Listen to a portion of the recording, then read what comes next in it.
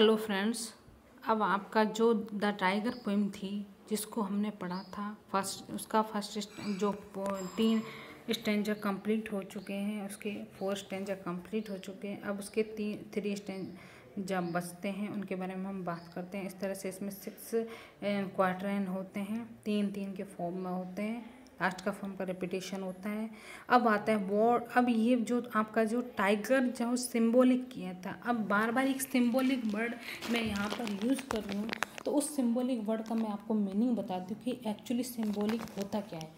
Symbolic का मतलब होता है किसी भी फॉर्म को एक डिफरेंट तरीके से, जैसे कोई वर्ड आपने यूज किया, जैसे टाइगर वर्ड यूज किया इस पोएम में, उस टाइगर वर्ड का अलग मीनिंग होना। यहाँ पर TYGER यूज किया है, तो TYGER जो वर्ड है आपका, वो एक अलग चीज़ को बताता है। यहाँ टाइगर सिंबल का मतलब होता है किसी चीज़ को अलग तरीके से रिप्रेजेंट करना, एक प्रतीक के तौर पर यहाँ पर रिप्रेजेंट करना।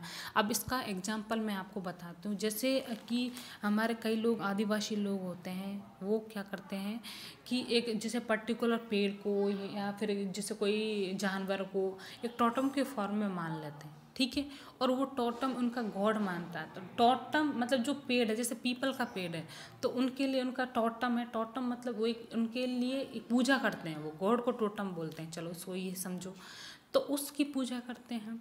अब वो जो पीपल का पेड़ है उनके लिए गॉड का प्रतीक हो गया, तो ये जो पीपल का पेड़ है वो सिंबल का काम कर रहा है, प्रतीक है। इन द सेम वे जो टाइगर वर्ड यूज़ किया वो भी यहाँ पर सिंबॉलिक वर्ड है। कैसे हुआ सिंबॉलिक वर्ड? क्योंकि वो जितने भी इस जो भी हमारा वर्ल्ड है, इसमें जितने भी हॉरिबल क्रूल पर्सन है, वो सभी चीज़ें इस टाइगर को रिप्रेजेंट करते हैं। उन सभी चीज़ों के द्वारा इस टाइगर को रिप्रेजेंट किया जा रहा है कि किस तरह से कितने हॉरिबल चीज़ें गॉड ने यहाँ पर बनाई हैं और उनकी क्रिएशन कैसे की होगी। जो क्रिएटर है उसने उनकी क्रिएशन की कैसे होगी, उसको लिए कितनी उसको ज़रूरत होगी, कितनी ब्रेव की, और इस तरह से कितने हैंडों की।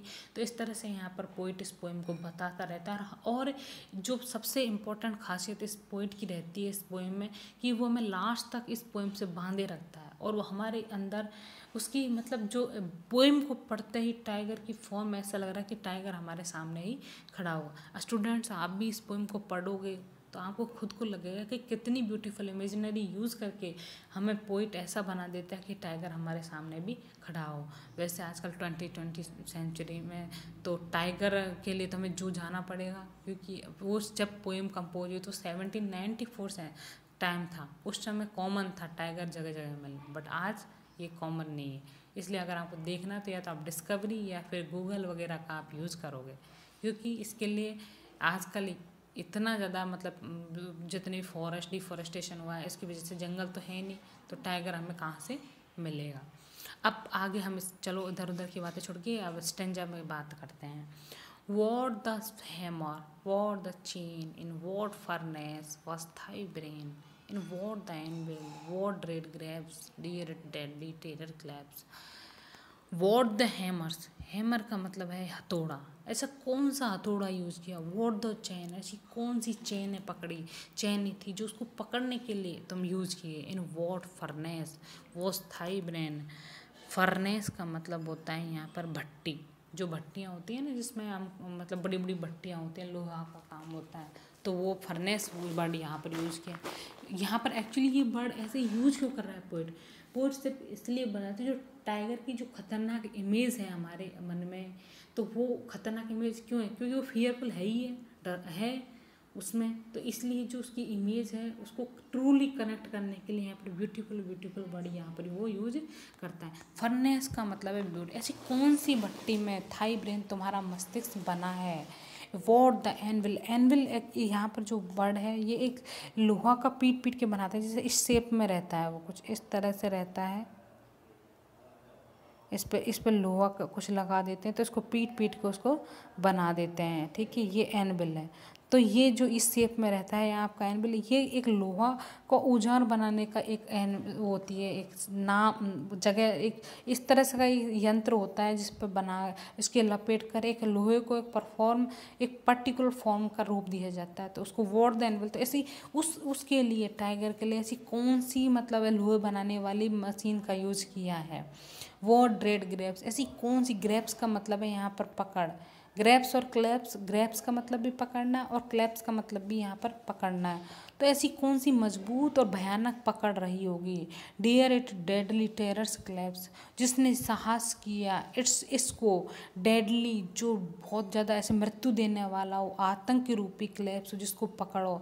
ऐसी कौन सी पकड़ रही होगी, ऐसी कौन सी भयानक मजबूत आतंक वाली आपकी पकड़ रही होगी, जिसने उस क्रिएचर को बनाते समय, जो भी गॉड क्रिएशन, जो भी क्रिएटर था उसने उस क्रिएशन को बनाया, तो उसमें उसके अंदर कितनी मजबूत और भयानक पकड़ के साथ में उसने उसको बनाया होगा।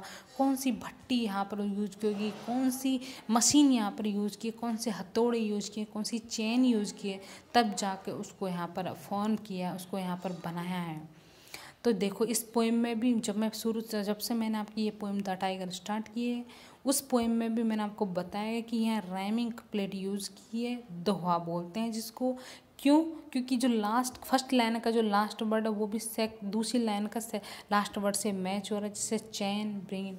ठीक है, तो ऐसा क्यों होता है, तभी जाके हम इस फॉर्म को सॉन्ग के फॉर्म में गा सकते हैं। अब विलियम ब्लेक, अब हम इसके जो नेक्स्ट स्टैंजा की ओर चलते हैं, तो उसमें बोलते हैं, when the stars threw down their spears and watered heaven with their tears, did he smile his work to see, did he who made the lamb make thee, when, जब the stars threw down their spears, spears का मतलब है यहाँ पर कि कैसे, कि किस तरह से ये है, किस तरह से जो है कि कैसे, मतलब जो स्टार जब इसको बनाया होगा, जब गॉड ने इसको बनाया होगा, तो जो तारे हैं उन्होंने भी थ्रू डाउन फेंक दिए होंगे देयर स्पीयर्स।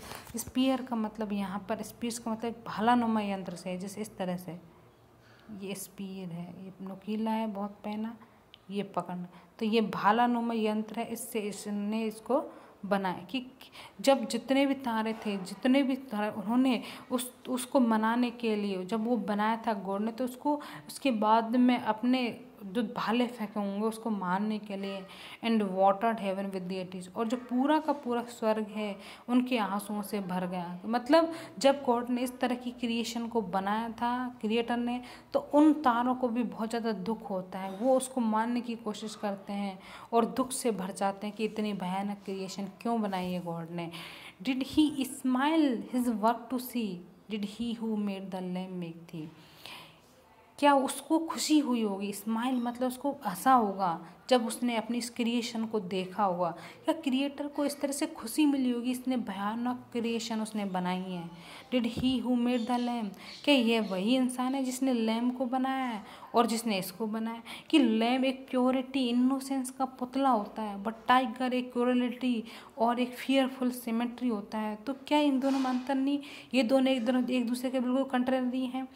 तो फिर पोइट ने ऐसे क्यों बना दिया, मतलब जो क्रिएशन है, उस क्रिएटर है, उसने इसे क्यों बनाया। फिर पोइट ने इस यहाँ पर कंपेयर किए लैम्ब की टाइगर के साथ में, बट ये दोनों कंपेयर का मतलब ऐसा नहीं कि दोनों की क्वालिटी सेम है या अदर सेम, यहाँ सिर्फ वो बनाने वाले के लिए बोल रहा है कि जो क्रिएटर है, जो गॉड है, वो लैम्ब को भी बनाता है और इस टाइगर को भी बनाता है। दोनों खतरनाक चीज़ों को क्यों बना रहा है, जब एक खतरनाक चीज़ से दूसरी चीज़ को हानि हो रही तो इसे क्यों कर रहा है God. Tiger, tiger, burning bright in the forest of the night, what immortal hand or eye, dear frame, thy fearful symmetry। अब ये आपकी जो फर्स्ट लाइन थी, वो जो स्टेंजा था वो फिर से रिपीट होता है। इस एक्चुअली जो कोई भी पोएम है उसमें रिपीटेशन का मतलब ऐसा नहीं कि पोइट ऐसा ही था तो उसने इस तरह से बार बार रिपीट कर दिया। रिपीट आपने जब आप कोई सॉन्ग को लिखो, किसी सॉन्ग को आप लिख के देखना आज जाके, तो उस सॉन्ग में देखना आप जगह जगह आपको लाइनों का रेपिटेशन मिलेगा।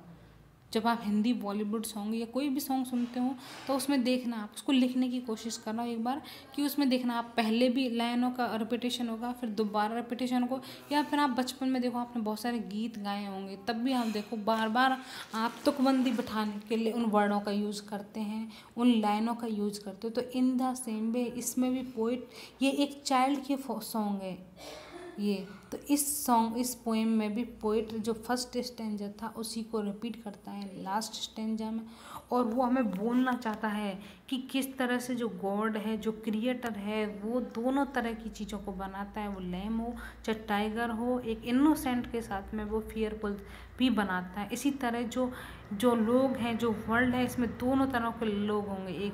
एक अच्छे भी मिलेंगे जो जिनके प्रति ह्यूमैनिटी होगी, जो फेथफुल भी रहेंगे, बट एक दूसरे होंगे जो क्रूर और फियरफुल टाइम के होंगे।